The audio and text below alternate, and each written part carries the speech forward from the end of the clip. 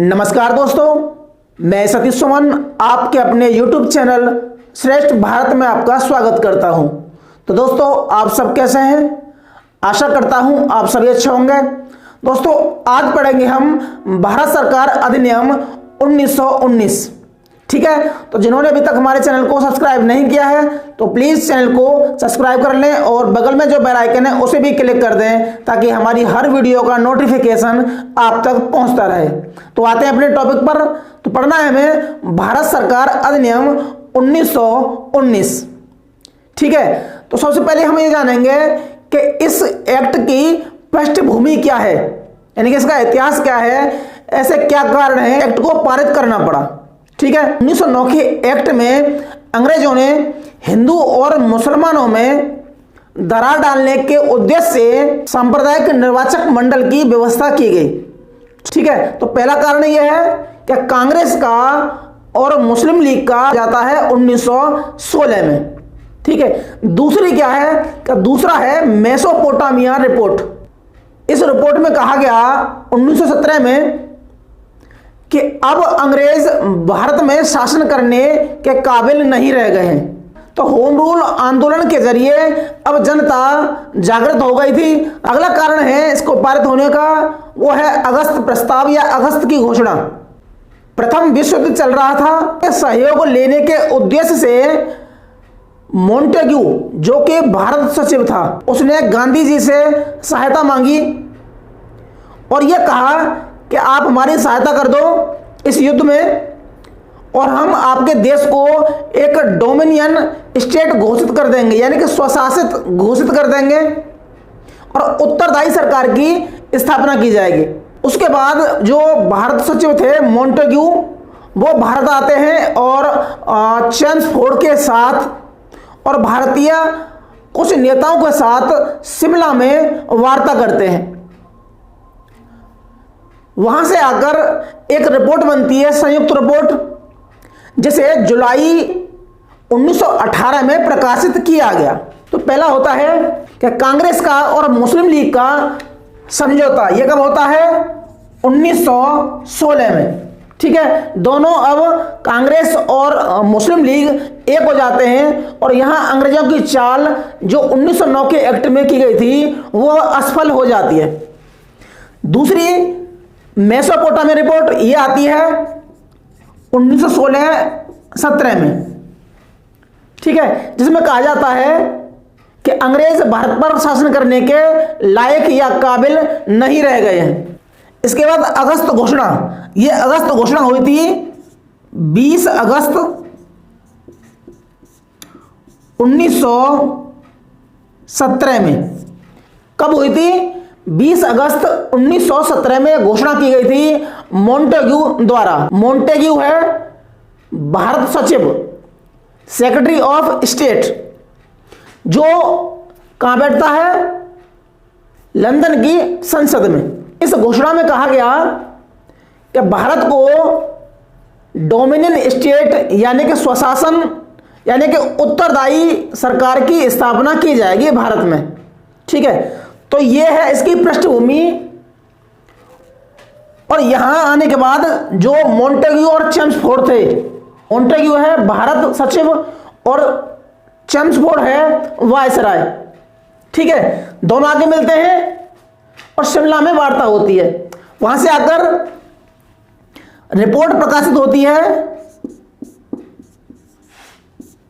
Montagu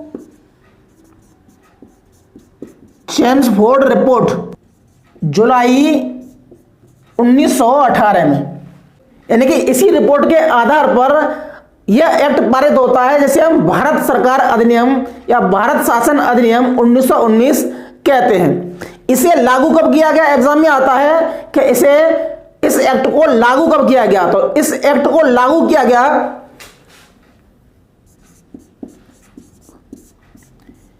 1 जनवरी 1921 को।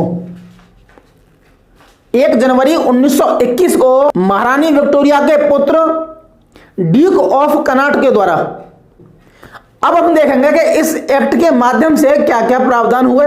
इस act के माध्यम से पहला प्रावधान यह हुआ कि वैधानिक आयोग का गठन हुआ। इस आयोग के द्वारा हर 10 साल पर, यानी कि अगले 10 साल में जो इस रिपोर्ट की जांच की जाएगी, जो 10 साल बाद जो रिपोर्ट की जांच होनी थी वो साइमन कमीशन के माध्यम से होनी थी। इसका विरोध किया गया और इस विरोध के चलते ही उसे 2 साल पहले गठित किया जाता है।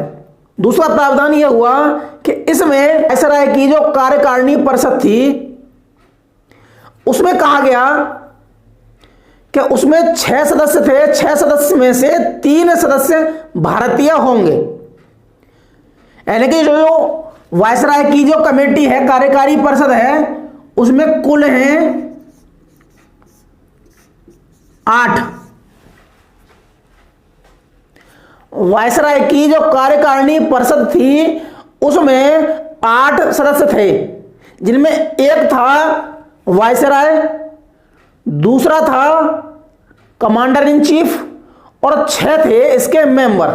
ठीक, तो इस एक्ट के माध्यम से प्रावधान किया गया कि जो 6 सदस्य हैं, इन 6 सदस्यों में से 3 सदस्य यानी कि आधे सदस्य भारतीय होंगे। ठीक है, तो ये हो गया हमारा वैधानिक आयोग गठित हो गया और वायसराय की कार्यकारी परिषद में 6 सदस्यों में से 3 सदस्य भारतीय होंगे। देखते हैं अगला, सचिव का वेतन। तो हमने पढ़ा था 1793 का एक्ट। 1793 के एक्ट में भारत सचिव था, उसके जो खर्चे और उसका जो वेतन था भारत के राजस्व से लिया जाता था।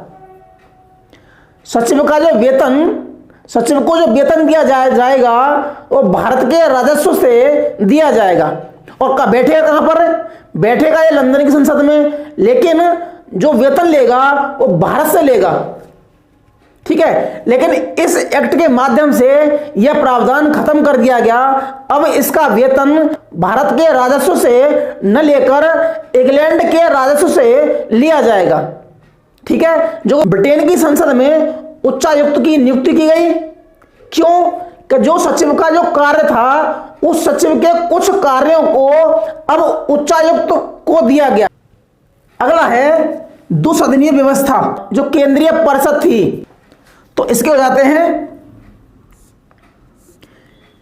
इसे कहेंगे हम राज्य परिषद। केंद्रीय विधान परिषद को 2 भागों में बांट दिया, 2 सदनों में बांट दिया, उच्च सदन और एक निम्न सदन। उच्च सदन है जिसे हम राज्य परिषद कहेंगे और निम्न सदन को कहेंगे हम विधानसभा। अब हम देखेंगे कि इस राज्य परिषद में सदस्यों की संख्या कितनी होगी। तो राज्य परिषद में संख्या होगी, कुल संख्या 60, कुल संख्या 60, जिसमें 34 और 26 राज्य के राज्यसभा में, हम यूं कहते हैं कि राज्यसभा में जो कुल सदस्य होंगे वो होंगे 60, जिनमें 34 तो होंगे निर्वाचित और 26 होंगे मनोनीत यानी नामांकित। और जो कार्यकाल होगा इसका वो होगा 5 साल का, यानी कि राज्यसभा का जो कुल मेंबर होंगे वो होंगे 60, जिनमें से 34 होंगे निर्वाचित और 26 होंगे नामांकित। कार्यकाल होगा 5 साल का। अब देखेंगे विधानसभा। विधानसभा में जो मेंबर होंगे 145। कितने मेंबर होंगे? 145, जिनमें 104 होंगे निर्वाचित और बाकी 41 होंगे नामांकित। ठीक है, और 3 साल का होगा कार्यकाल। समझ गए? जो राज्यसभा है उसमें जो कुल मेंबर होंगे 60, जिनमें से 34 निर्वाचित और 26 नामांकित। कार्यकाल 5 साल का। जो निम्न सदन है विधानसभा, उनमें कुल मेंबर की संख्या है 145, जिनमें 104 होंगे निर्वाचित और 41 होंगे नामांकित। कार्यकाल होगा इनका 3 साल का। तो हमारा ये भी हो गया। अगला है विषय सूची। केंद्रीय और प्रांतीय विषयों की सूची की पहचान की गई और दोनों में बांट दिया गया। ठीक है, जिससे क्या हुआ कि केंद्र का राज्यों पर नियंत्रण कुछ कम हुआ। इस एक्ट के माध्यम से द्वैध शासन की स्थापना की गई। केंद्र के विषय अलग हैं और राज्य के विषय अलग हैं। अब राज्य के विषयों को भी 2 भागों में बांट दिया जाता है, यानी कि प्रांतीय विषयों को भी 2 भागों में बांट दिया जाता है, आरक्षित विषय और हस्तांतरित विषय।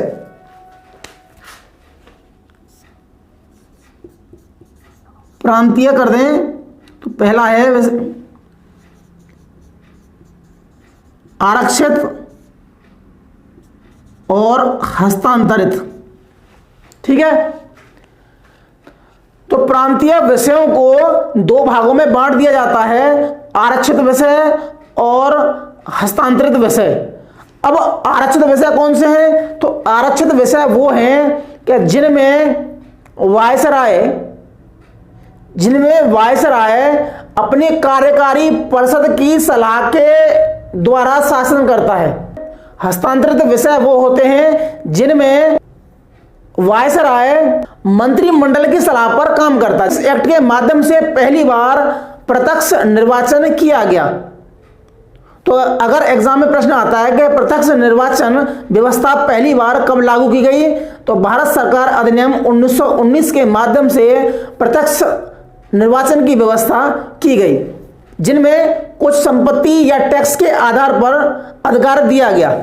इस एक्ट के माध्यम से पहली बार महिलाओं को भी मताधिकार दिया गया, यानी कि वोट देने का अधिकार महिलाओं को कब मिलता है? तो वोट देने का अधिकार महिलाओं को मिलता है भारत सरकार अधिनियम 1919 के माध्यम से। अगला है कि सांप्रदायिक निर्वाचन। तो हमने पढ़ा था कि भारत परिषद अधिनियम 1909 में मुसलमानों के लिए सांप्रदायिक निर्वाचक मंडल की व्यवस्था की गई थी, लेकिन इस एक्ट में उस सांप्रदायिक निर्वाचक मंडल का विस्तार कर दिया जाता है। इस एक्ट में सिखों को भी शामिल कर लिया जाता है और ईसाइयों को भी शामिल कर लिया जाता है। ठीक है, तो सांप्रदायिक निर्वाचक मंडल यानी सांप्रदायिक निर्वाचन का इसमें विस्तार होता है 1919 में। या यूं कहते हैं कि मुसलमानों को प्रत्यक्ष निर्वाचन का अधिकार कब मिला? 1909 में। और सिखों को और ईसाइयों को कब मिला? तो वो मिला 1919 के एक्ट में।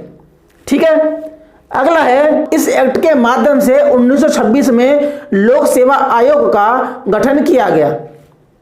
ठीक है, अगला इसमें जैसे हमने विषयों को 2 भागों में बांटा, ऐसे बजट को भी हमने 2 भागों में बांटा, केंद्रीय बजट और प्रांतीय बजट। दोनों को बजट बनाने का अधिकार दिया गया, दोनों को सरकार चलाने का अधिकार दिया गया। प्रांतों पर केंद्र का नियंत्रण कम हो गया। तो दोस्तों हमने आज पढ़ा भारत सरकार अधिनियम, जिसे हम मोंटेगू-चेम्सफोर्ड सुधार भी कहते हैं। तो ठीक है दोस्तों, आज के लिए सिर्फ इतना ही। अगर आपको वीडियो अच्छी लगी है तो उसे लाइक कीजिए, शेयर कीजिए और सब्सक्राइब कीजिए। मिलते हैं हम अगली वीडियो में, तब तक के लिए जय हिंद, जय भारत।